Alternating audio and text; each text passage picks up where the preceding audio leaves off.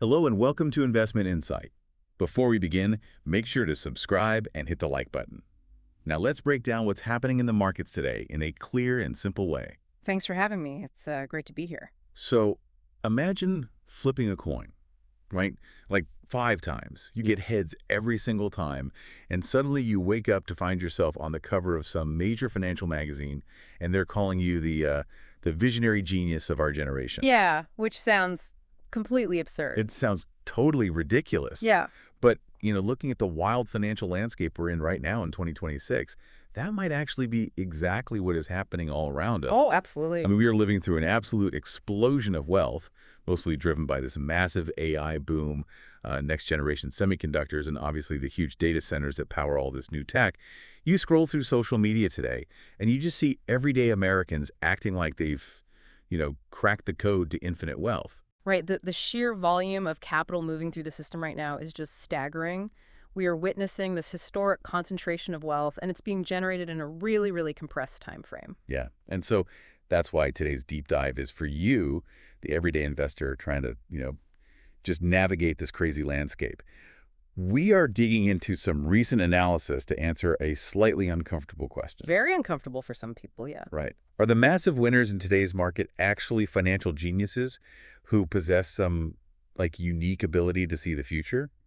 Or are they just riding an unprecedented wave of pure, unadulterated luck? That's the million-dollar question, literally. Exactly.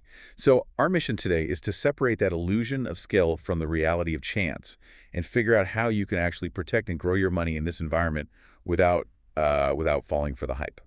So let's start with just the sheer scale of the money being made right now. Okay, yeah. According to the UBS Global Wealth Report 2026, global personal wealth jumped by more than 10% in 2025 alone.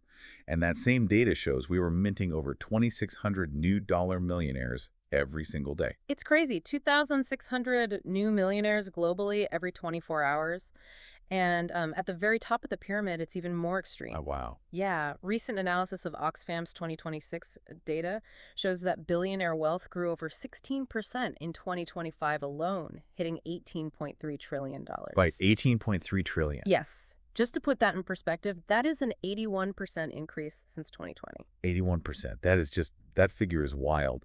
And looking at the underlying market trends, it's not like this is evenly distributed across all industries, right? This wealth generation is heavily, heavily concentrated in the AI boom. Exactly. We are talking about just massive, unprecedented gains in companies like NVIDIA, Micron, SK Hynix, Samsung. People who just happen to hold those specific stocks have seen their portfolios completely explode. Oh, absolutely. And predictably, the investors who made those bets, they're taking victory laps on the internet, they're selling courses, and acting like they possess some sort of financial crystal ball. Right. Of course they are. Okay, let's unpack this.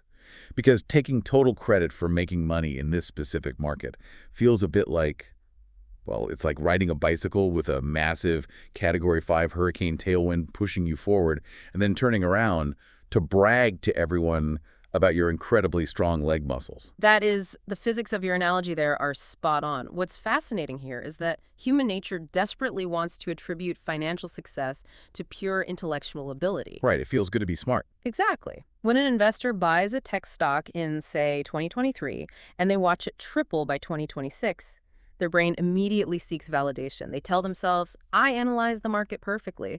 But, the macroeconomic data paints a very, very different picture. So it's not just them being smart. No, not at all. This wealth generation was the result of a rare, massive alignment of forces that really had very little to do with individual stock picking skill. Break down those forces for me. Because, if someone did hours of research on a semiconductor company, they are definitely going to argue that their research is what made them wealthy. Sure, research is valuable, but let's look at the mechanics of what actually drove the prices up. First, you have extreme supply bottlenecks. Okay. In the semiconductor industry, building a new fabrication plant takes years and billions of dollars. So when the AI revolution hit, companies like OpenAI and Microsoft, they needed those chips immediately. Right. They can't just wait around. Exactly. You have completely inelastic supply, meaning you can't just magically create more chips overnight, meeting near infinite demand. The mechanical result of that is a massive bidding war that forces prices sky high. So if you held the stock, you won by default, not necessarily because you understood the granular output of a specific factory. Wow, so the bottleneck itself really did the heavy lifting there. Yeah, but that is just one piece of it. You also have to factor in systemic liquidity. Which means what exactly for a beginner listening? When we talk about liquidity, we are basically talking about the volume of cash flowing through the global financial system. Under the current economic climate, with the various tax policies and the deregulatory stances from the Trump administration, a massive amount of institutional cash has just been freed up or generated. Okay, that makes sense. And that cash has to go somewhere to find a return, right? It acts kind of like water filling a bathtub. When institutional money floods into the tech sector, it lifts all the boats in that sector, regardless of how well built any individual boat might be. So taking credit for a macroeconomic tailwind, whether it's a supply shock or liquidity flood, that's just the first step toward very dangerous overconfidence. Precisely. Because if you genuinely believe it was your leg muscles doing the work on that bike, you're going to try to pedal just as hard when the hurricane shifts and the wind is blowing directly in your face. And that is when you crash. This is exactly when you crash. But let's transition from the retail investors on social media to the professionals. Here's where it gets really interesting. Because if everyday investors are just getting blown forward by a hurricane, what about the guys whose actual full-time job is to pedal the bike? Yeah, the data on professional managers is perhaps the most sobering part of the recent analysis. The S&P Dow Jones SPVA report for 2025 tracks the performance of professional money managers. Okay. And the data reveals that 79% of U.S. large-cap active fund managers actually underperformed the S&P 500 index in 2025. Right, really? Yes, and keep in mind the S&P 500 is essentially just the passive default average of the largest U.S. companies. See, I struggle to accept that entirely. I really want to push back on what you're implying here. Fair enough, go ahead. Because you're talking about fund managers with Ivy League degrees, right? Unlimited access to Bloomberg terminals, whole teams of analysts, and literal supercomputers. Are you sitting there telling me that 79% of them are basically just throwing darts blindfolded? I mean, how is it possible that the smartest financial minds in the country can't even beat a basic passive average? It's not a lack of intelligence. It is a structural mathematical trap. A trap. How so? Let's look at the mechanics of how an index like the S&P 500 actually works. It's market cap weighted. That means the larger a company gets, the more influence it has on the index's overall price. Right.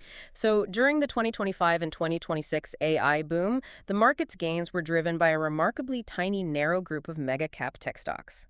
If NVIDIA and Microsoft surge by 200%, they pull the entire index up with them, even if the other 490 companies in the index stay completely flat. Ah, okay. So the average is being wildly skewed by just a handful of outliers. Correct. Now, put yourself in the shoes of that Ivy League fund manager.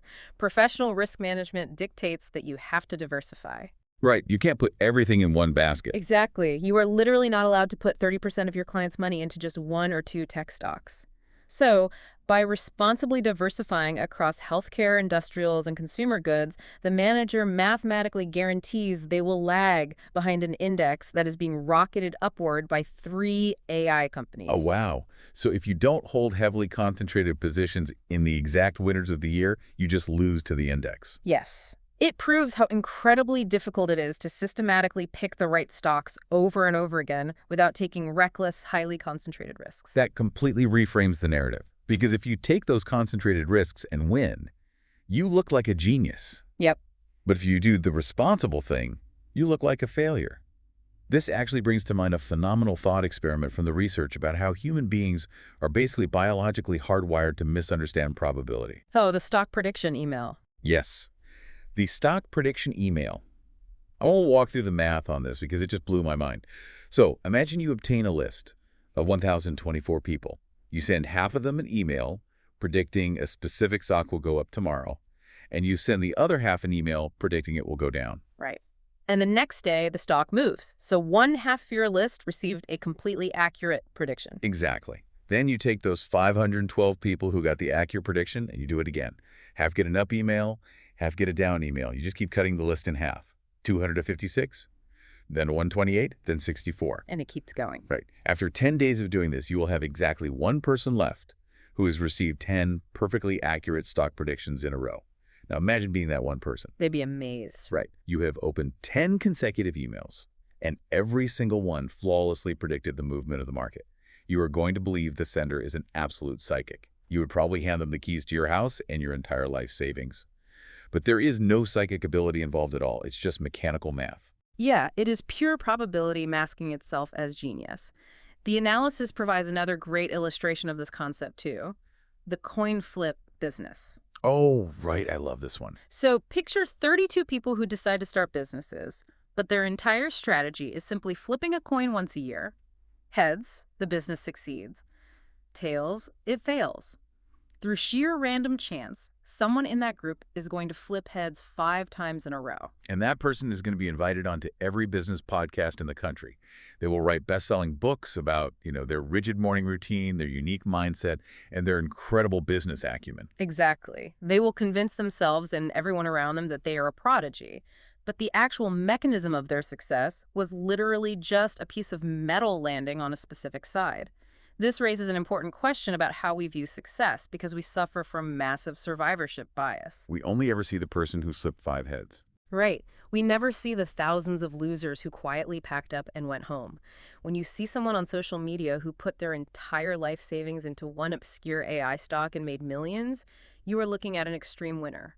But extreme winners are often just the last ones standing in a massive game of chance.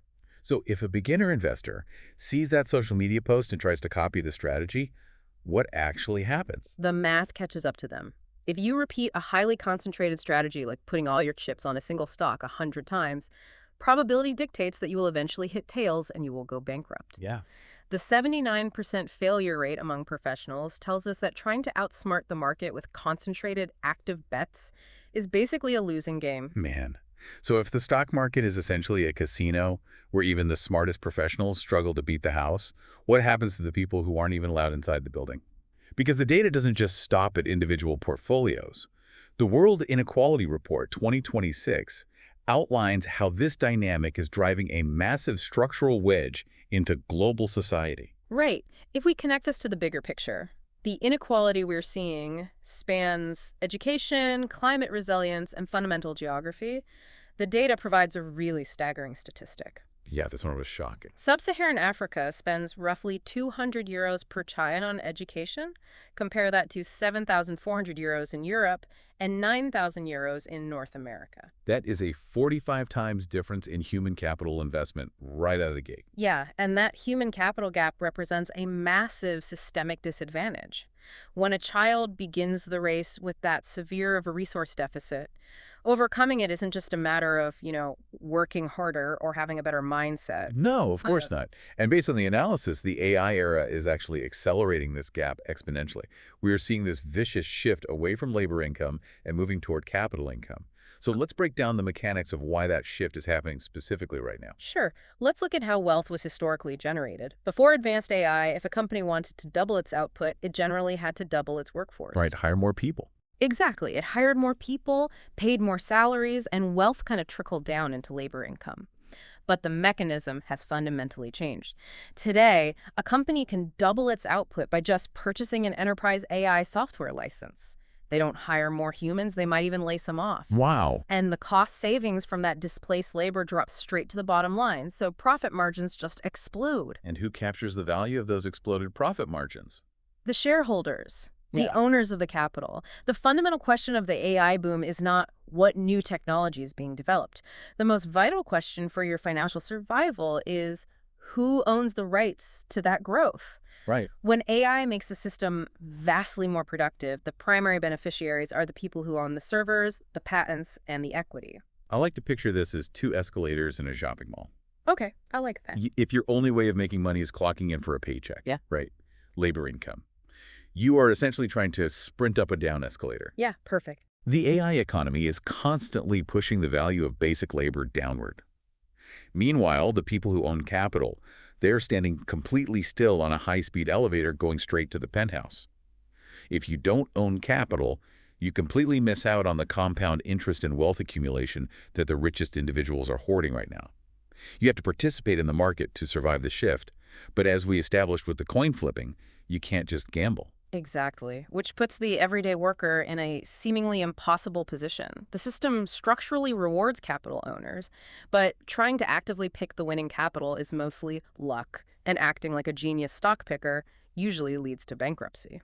So If I am listening to this on my commute and I'm realizing my paycheck is the down escalator, but picking tech stocks is just flipping coin. Yeah.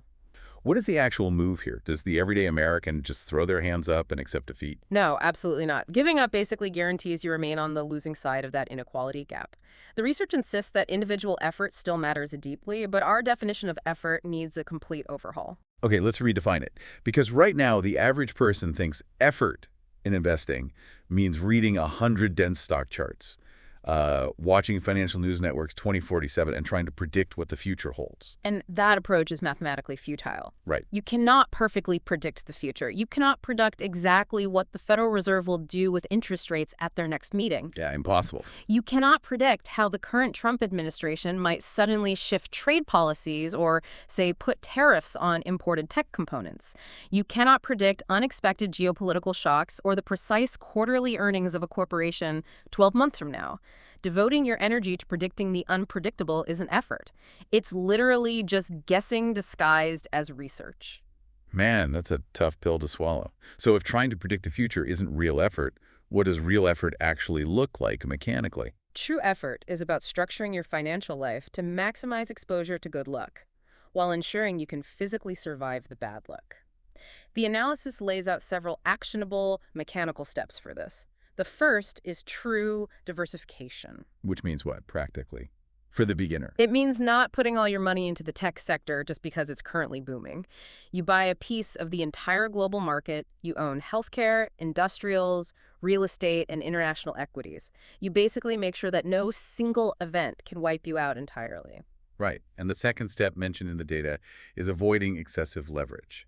For our listeners who might not use that term daily, leverage is just using borrowed money from a broker to buy more stock than you can actually afford. Yeah, and leverage amplifies your gains when you flip heads, but it mechanically guarantees your destruction when you flip tails. Wow. Think about it. If you buy a stock with your own money and it drops 20%, you still own the shares. You can wait for the market to recover. But if you buy that same stock using heavy margin debt and it drops 20%, the broker issues a margin call. And they don't care about your long-term plan. Not at all. They will forcibly liquidate your position at the exact bottom of the market just to cover their loan.